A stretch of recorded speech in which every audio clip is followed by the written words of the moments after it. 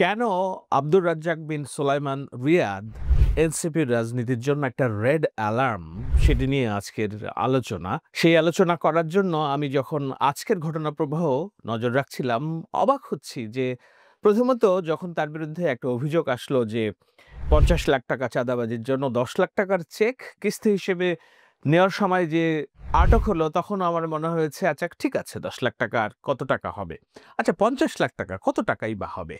$৫০,০০০, তাই তো? কিন্তু আজকের যে ঘটনা, সেই ঘটনা গণমাধ্যমগুলো প্রতিবেদন তৈরি করেছে যে জিজ্ঞাসাবাদে তথ্য অনুযায়ী রিয়াদের নাখালপাড়ার বাসা থেকে ৪টি চেক উদ্ধার করা হয়েছে এবং এই ৪টি চেক ৳২.৫ কোটি টাকার চেক। ৳২.৫ কোটি টাকার চেক। শুধু ৪টি চেক ৳২.৫ কোটি টাকার চেক না, জমি লিখে নিয়েছিলেন সাবেক এক এমপি, ওনার নাম আমি ঠিক মনে করতে পারছি না এই মুহূর্তে। জমির দলিলও লিখে নিয়েছেন। চিন্তা করা যায় উঠতি বয়সের একটি ছেলে জুলাই আন্দোলনের সাথে সম্পৃক্ত, তারা এইভাবে এক্সটর্শন অর্থাৎ টর্চার সেল তৈরি করে মানুষের কাছ থেকে চাঁদা নিচ্ছে, টাকা নিচ্ছে, জমি লিখে নিচ্ছে। সাবেক এমপি আওয়ামী লীগের রাজনীতি করে। এই ভয়ভীতি দেখিয়ে আমরা তো সবাই জানি যে আওয়ামী লীগের লোকজনের কাছে টাকার অভাব নেই। আওয়ামী লীগের কাছে গত ১৬টা বছর তারা বাংলাদেশকে কিভাবে লুটপাট করে খেয়েছে। সুতরাং ইজি অর্থাৎ খুব সহজ টার্গেট। সেই টার্গেট করতে যেয়ে পুরো দেশটাকেই এরকম জাহান্নামের একটা ক্ষেত্র বানিয়ে রেখেছে, ভীতির স্বর্গরাজ্য বানিয়ে রেখেছে, যারা তাদের মধ্যমণি এবং তাদের একটা সমন্বিত প্রতীক হিসেবে, চরিত্র হিসেবে সামনে চলে এসেছেন সুলাইমান বিন আব্দুর রাজ্জাক। এখন এই আব্দুর রাজ্জাক বিন সুলাইমান এটাকে রিয়াদ, তার এই ঘটনা প্রবাহ জানার পরে আমার মনে প্রশ্ন দিচ্ছে যে এটি তো এনসিপি রাজনীতির জন্য একটা রেড অ্যালার্ম। রেড অ্যালার্ম কেন? দুটি অর্থে। একটা হলো এনসিপির রাজনীতির ভবিষ্যতের যে শঙ্কাগুলো আছে সেগুলো অ্যাড্রেস করা দরকার। আর দ্বিতীয় কথা হলো যে ইমিডিয়েট যেই টেনশন, সেই টেনশনটা হলো যে এই যে রিয়াদের সংশ্লিষ্টতা যাদের সাথে, তাদের নামও কি জিজ্ঞাসাবাদে আসছে?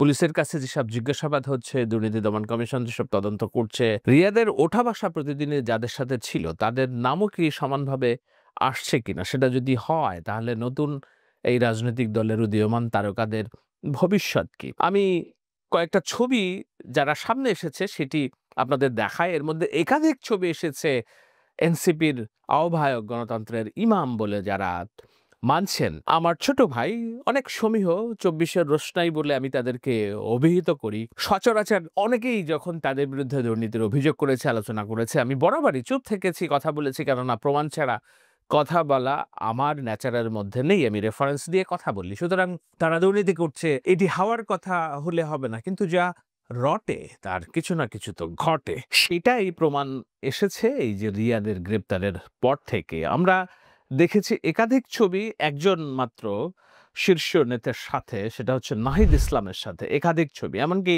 নাহিদ ইসলামের বাবার সাথেও খুবই অন্তরঙ্গ ছবি রিয়াদের আমরা প্রকাশ পেয়েছি। কিন্তু রিয়াদের ছবি শুধু নাহিদের সাথে না, এনসিপির এমন কোনো হেন নেতা নেই তার সাথে রিয়াদের ছবি নেই। বিএনপি নেতা লুৎফুজ্জামান বাবরের সাথে আছে, স্বরাষ্ট্র উপদেষ্টা যিনি আছেন তার সাথে আছে, জনপ্রশাসন উপদেষ্টা আছে, দুর্যোগ মন্ত্রণালয় উপদেষ্টার সাথে ছবি আছে, আন্দালিব রহমান পার্থর সাথে ছবি আছে। কার সাথে ছবি নেই? এমনকি জামায়াতে ইসলামীর শফিকুল ইসলাম মাসুদ, তার সাথে ছবি আছে।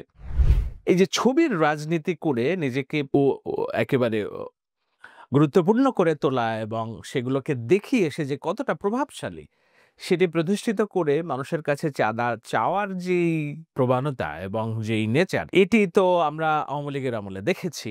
শাহেদ নামক যে রিজেন্ট হসপিটালের সেলফি শাহেদ আপনারা চিনেন, আমার নামের সাথে নাম, আপনারা অনেকেই ব্যঙ্গ করতে পারেন, কিন্তু তারও এই ধরনের প্রবণতা সে সময় বেশ আলোচিত হয়েছিল। ঠিক একই ধরনের একটি ক্যারেক্টার, কিন্তু সেটি বড় কথা না। ছবি তুলতেই পারে, গুরুত্বপূর্ণ মানুষদের সাথে ছবি তোলা এমন দোষের কিছু না। কিন্তু দোষ হলো সেটা দেখিয়ে যখন প্রভাব সৃষ্টি করে ত্রাসের রাজত্ব তৈরি করা হয়। ঠিক সেটাই করেছে রিয়াদ এবং তার দলবল। মুন্না নামের আরেকজন ব্যক্তি যে রিয়াদের সাথে আটক হয়েছেন, তিনি বৈষম্য বিরোধী ছাত্র আন্দোলনের ঢাকা মহানগরীর আহ্বায়ক, আর রিয়াদ ছিল বেসরকারি বিশ্ববিদ্যালয়ের আহ্বায়ক। নেক্সাসটা একটু চিন্তা করেন। ঢাকা মহানগরী বৈষম্য বিরোধী ছাত্র আন্দোলনের আহ্বায়ক গ্রেপ্তার হয়েছে রিয়াদের সাথে। এই মুন্নার ছবি আছে দাপটের সাথে ঘুরে বেড়াচ্ছে। কার সাথে? রিফাত সমন্বয়ক সমন্বয়ক আসিফ মাহমুদ যিনি বর্তমানের উপদেষ্টা তাদের সাথে মিটিং করছেন, মার্চ করছেন। রিয়াদের চরিত্রটা আলোচিত, রিয়াদের ছবি আমরা সবাই দেখছি, কিন্তু মুন্নার ছবি আমরা সেভাবে প্রচার করতে দেখছি না। কিন্তু বুঝতে হবে যে এই নেক্সাসটা অনেক জটিল এবং গভীর, এবং এদের সাথে হাসনাত, সার্জিস থেকে শুরু করে হেন কোনো নেতার নেই, ওঠা বসা নেই। অন্তরঙ্গ মুহূর্তে এমন না যে হঠাৎ করে একজনের সাথে ছবি তুলেছেন পরিচিত ভাই হিসেবে, বৈষম্য বিরোধী আন্দোলনের সহকর্মী হিসেবে। না, এক জায়গায় বসে খাচ্ছে, এক জায়গায় বসে মিটিং করছে, ঘাড়ে হাত রেখে ছবি তুলছে। এই ধরনের একাধিক প্রমাণ এসেছে। সেখান থেকেই এই প্রশ্নটার উদ্রেক হয়েছে যে রিয়াদ তার জিজ্ঞাসাবাদে অন্য আরো কারোর নাম বলছে কিনা। এই যে কোটি কোটি টাকার চাঁদাবাজির যে ঘটনা, যেটা এ পর্যন্ত প্রকাশিত হয়েছে, এর ভিতরে আর কি কি হয়েছে আমরা জানি না। আমাদের মনে আছে বেশ কিছুদিন আগে শুরুর দিকে যখন এনসিপির রাজনীতি কিভাবে চলছে এই প্রশ্ন তোলা হয়েছিল, নাহিদ ইসলাম বলেছিলেন যে আমরা ধনীদের কাছ থেকে টাকা নিচ্ছি, নাম বলতে চাচ্ছি না, তার নিরাপত্তা সমস্যা হবে বলে। এনসিপি রাজনীতি কিভাবে চলছে সেটি নিয়েও প্রশ্ন উঠবে কিনা, এবং এই টাকার ভাগ কোথায় কোথায় গিয়েছে সেটি নিয়ে প্রশ্ন উঠবে কিনা। বর্তমান সরকারের আমলে যদি না উঠে, আইন তো তামাদি হবে না, মামলা তামাদি হবে না, অভিযোগ তামাদি হয় না, এগুলো পরবর্তী গণতান্ত্রিক সরকারের আমলে স্ক্রুটিনাইজেশন হবে কিনা সেটি একটি বড় প্রশ্ন। সেটা যদি হয় তাহলে যেই ছেলে মেয়েগুলোর প্রতি ২৪-এর রোশনাই এবং যারা আমাদের অন্যতম গৌরবের জায়গা, সেই জায়গাগুলোর স্খলন হবে কিনা, বড় ধরনের অবনতি হবে কিনা, এবং সেটা যদি হয় তাহলে এনসিপির রাজনীতির সার্বিকভাবে যে তাদের যে প্রচার এবং তাদের যে একটা ভাব, একটা মর্যাদা, সেটা কোথায় যেয়ে দাঁড়াবে? তারা কি আদৌ রাজনীতিতে উঠতে পারবে না থমকে যাবে? এটি নানান প্রশ্ন।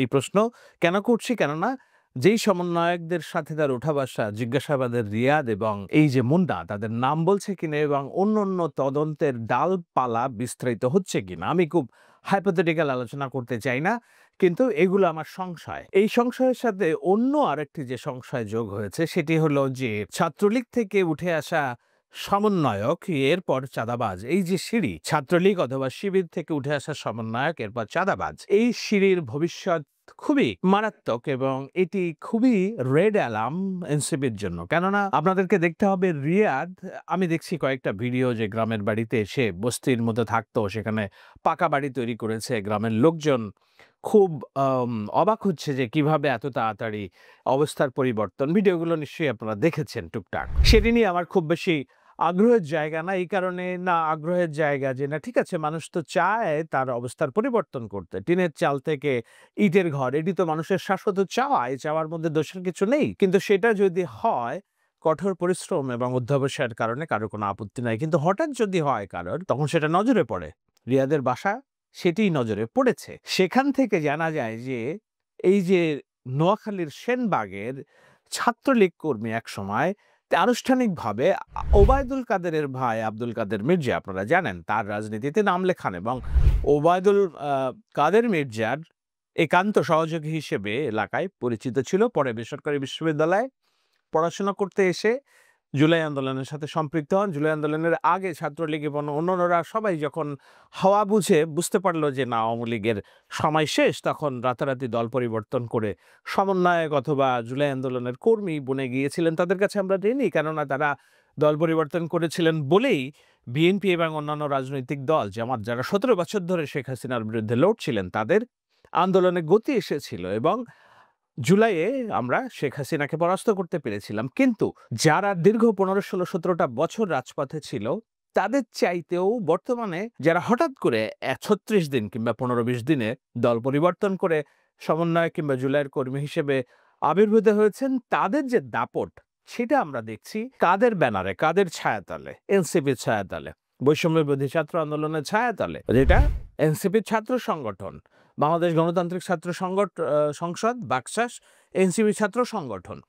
এই এনসিপি ছাত্র সংগঠন এবং এনসিপি দল হিসেবে তারা এই যে আব্দুল কাদের মির্জার কর্মীর মতো রিয়াদদেরকে দলে নিয়ে ১৭ বছরের গণতন্ত্রের সংগ্রাম, শেখ হাসিনার বিরুদ্ধে সংগ্রাম যারা করছে, তাদের মুখোমুখি দাঁড়ানোর যে রাজনীতি শুরু করেছে, সেটি আমি বলেছি এনসিপি রাজনীতির জন্য রেড অ্যালার্ম। তো রিয়াদের মতো এই ধরনের যারা এনসিপির পতাকা তলে ভিড়ছে এবং আওয়ামী লীগের রাজনীতির সাথে সংশ্লিষ্ট কেবল জুলাই আন্দোলনের পক্ষের কর্মী হিসেবে নিজেদেরকে পরিচয় দিয়ে জাস্টিফিকেশন তৈরি করছে, তারা কি এনসিপির রাজনীতি দাঁড়াতে সাহায্য করছেন নাকি আরো একটা হাসিনার রাজনীতি ফিরিয়ে আনার চেষ্টা করছেন এনসিপির পতাকা তলে? এনসিপির কার্যক্রম, তাদের বক্তব্য, তাদের পথ চলা অনেক ক্ষেত্রেই নয়া আওয়ামী লীগের যেসব বয়ান, আওয়ামী লীগের পূর্বকার বয়ান তারা অ্যাডপ্ট করছে বলে আমরা বলছি এটি একটি নয়া আওয়ামী লীগের চরিত্র ধারণ করতে যাচ্ছে। সাবেক ছাত্রলীগ থেকে রিয়াদ রাতারাতি সমন্বয়ক এবং এনসিপির কর্মী কিংবা নেতা বনে যাওয়া একটা প্রকৃষ্ট উদাহরণ, একটা রেড অ্যালার্ট ফর এনসিপির রাজনীতি। এনসিপির রাজনীতির যারা সংগঠক, চিন্তক অথবা যারা এই রাজনীতিটা তৈরি করার চেষ্টা করছেন, আমাদের এই ছোট ভাই ব্রাদার, তারা কি ভেবে দেখেছেন এই বিপদখানি যে না, পতিত আওয়ামী লীগের কর্মী তারা তো আদর্শের জন্য এনসিপি রাজনীতি করছে না, বরঞ্চ তারা যেই ক্ষমতার দাপট 17 বছর দেখিয়েছে কিংবা অল্প সময় দেখিয়েছে, যে নির্যাতন গণতন্ত্রের জন্য যারা করেছে, বিএনপি জামাত তাদের উপর করেছে, নির্যাতন করেছে, সেই একই নির্যাতনটা ফিরিয়ে এনে বর্তমান সরকার এবং প্রশাসনের ছায়াতলের থেকে তারা করার চেষ্টা করছে এনসিপির পতাকা তলের থেকে। এটি তো রেড অ্যালার্ট। এই রাজনীতি তো দাঁড়াবে না, এই রাজনীতি তো বাংলাদেশের মানুষ প্রতিহত করবে। আমরা কি জবাব দিব তখন বাংলাদেশের মানুষের কাছে, ভবিষ্যৎ মানুষের কাছে, যে আমরা একটা উদীয়মান নতুন তরুণদের নেতৃত্বে প্রতিষ্ঠিত হতে দেইনি? এটি রেড অ্যালার্ট, একটি দারুণ চিন্তার বিষয়, একটু ভাবনার বিষয়। যারা এনসিপি রাজনীতিকে এগিয়ে নিয়ে যাওয়ার চেষ্টা করছেন, তারা কি এই বিষয়গুলো ভেবেছেন যে কিভাবে পতিত আওয়ামী লীগকে দিয়ে তারা নতুন নয়া বন্দোবস্তের একটি রাজনীতি তারা প্রত্যাবর্তন করবেন এই বাংলাদেশে? প্রশ্ন রেখে গেলাম। শাহাদ আলম সৌদ নিশ্চয়ই কমেন্টসে জানাবেন আপনাদের ভাবনা, আমি দেখার এবং উত্তর দেওয়ার চেষ্টা করব। সবাইকে ধন্যবাদ।